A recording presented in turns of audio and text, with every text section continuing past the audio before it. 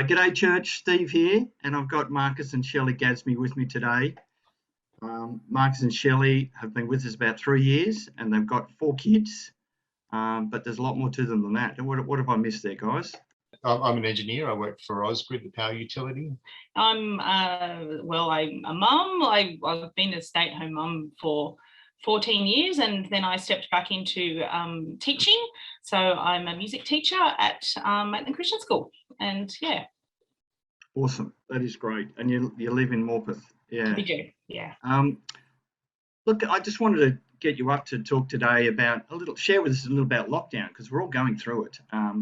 There's highs and lows of this, and I just wondered how it was going for you guys, family with 4 young kids, all together working. How's that going? Yeah, it's got its challenges, but it's got its blessings as well. Yeah, I guess one thing is we feel pretty blessed. We do have the 4 kids, but they're sort of beyond that young age where they can be a little bit more self-directed. Yes. The school's been fantastic, MEC Christian School, with learning from home resources and Zoom meetings with teachers. They're doing a great job there, and kids just seem to be more on board with it this year. Yeah, I think the practice of last year really helped them know what to do when we hit it this time. So mind you, I do have alarms going off in the house at various times to remind them what they've got to jump onto next. But they know what to do when they're into it, and they're doing it pretty well. Yeah. So that's going pretty well. We've all got our spots in the house, and so I guess we're mostly just thankful, despite the inconvenience of lockdown. Digital home groups has been a bit tough. It's a bit of a cold barrier talking to a camera, but I think we're getting better at that. I think we're finding the warmth of fellowship through the camera a bit more, and that seems to be working a bit better, which is good. We're just sort of adjusting to the whole situation again, because I think initially the lockdown sort of happened and we thought, oh, maybe it's only for a few weeks, but it looks like now it's probably going to be a bit longer. Yeah. It brought an abrupt end to the soccer season for me and Harry, and the netball season, which was a bit of a tough one. But then on the upside, I was like, they're over. We have our Saturdays back. So between netball and soccer in the morning, and then soccer for 2 others in the afternoon, it's now sort of, oh wow, we actually have a Saturday now. So so there's a plus side as well. Yeah. So the lockdown happened, of course, fairly abruptly for us, because we had 2 close contacts.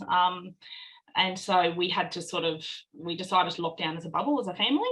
So that sort of brought its own challenges of anxiety. But coming out the other side of that, by God's grace, our 2 have walked out without getting it. So and we of course are mindful of those that have caught it, and praying for them regularly. So but there's definitely goods and bads about the whole experience, and it is an experience. It's a season. It is, yeah. How do you think have you seen any opportunities for growth in the family and within yourselves personally? Yeah, I spoke a bit about the anxiety before, and I've had to sort of learn to take each day at a time, and to just really bring that anxiety to Jesus, and to trust that He's in control, and that He will work this whole situation out for our good. And that good is, of course, just making us more like Jesus. So whatever the outcome is will just shape us and maybe knock off a few rough edges, and make us, more like Him. Yeah, the sermon series on Job's been good, as we're chatting about suffering and talking about it more in home groups. That sort of come to the fore a bit more, which has been good. And I think you were saying something about spending more time with the kids, Marcus. Was that something you were going to mention? Yeah, I suppose for the other dads out there, I think you're supposed to spend time with your kids. And I guess with lockdown, there's screen, there's work, and there's school, and there's screen time, and if that's all there was, I think that gets old pretty quick. And so it's being a little bit more intentional about playing games and whatever with the kids. So that, I mean, they play really well together, which is lovely. But when they have that parental interaction, that seems to be a positive thing. They tell me it's a good thing to play with kids. But no, it has been good, and I think it's a time to sort of gel better as a family, and hopefully some of those habits will carry on out of lockdown. Yes, that's a good thought. So, have you found ways to serve people? Like, you guys are pretty involved in service in church, musically and other ways. But here we are, not gathering as a church. How have you found ways to serve? I think mostly there's opportunities to that we found to intentionally reach out to people and check in with them. That's something that I haven't always been good at prior to lockdown, and it's still not something that I'm that wonderful at, during lockdown. But there's been a few opportunities when I don't know, maybe the Spirit's given me a little nudge, and I've reached out to people, and it's been a really beneficial time and discussion, and had the same blessing of other people doing the same thing for us.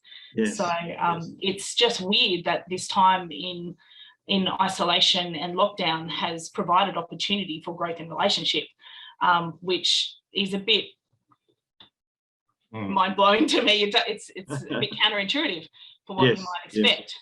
Yeah, no, that's good. The other thing we're trying to do is just make the most of the various digital catch-up opportunities that we've got around. So, YouTube church and morning tea and boardroom catch-up with the boys the other night, which was good.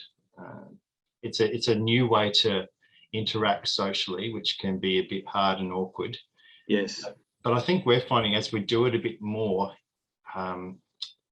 we're getting a little bit better at it, so we can relate to people a bit better across the digital divide and refine that warmth of fellowship, rather than it just being a cold interaction, which it can sort of feel like sometimes. It's a new set of social skills, this whole digital platform. I think we're almost out of time, but I'd love to hear something about what you've been encouraged by lately out of the Bible. There was a passage that was spoken about in the sermon. It might have been even 2 weeks ago now. Home group. We started maybe it was further, maybe it was home group. Yeah, it was 1 Peter 1 verses 8 and 9, which it talks about how, though we haven't seen him, we believe in him, and though we don't see him now, we still believe in him, and we rejoice with joy that is inexpressible. And that joy is because we are obtaining the outcome of our faith, which is the salvation of our souls. And I realized that despite what the season that we're going through, despite this weird experience of this lockdown and separation from people, there is still that deep down gut joy that can't be explained and can't be taken away, because it's about our salvation. It's not about our current circumstances. I found that encouraging to ponder and think about. Yeah. That's wonderful. Thanks, Shelley. Well, thanks, Marcus and Shelley, for sharing with us today. It's really helpful to be able to look into your lives and get a little glimpse of what God's doing. So thanks so much. And we'll see you on the next music clip, probably. Okay. No worries. No worries.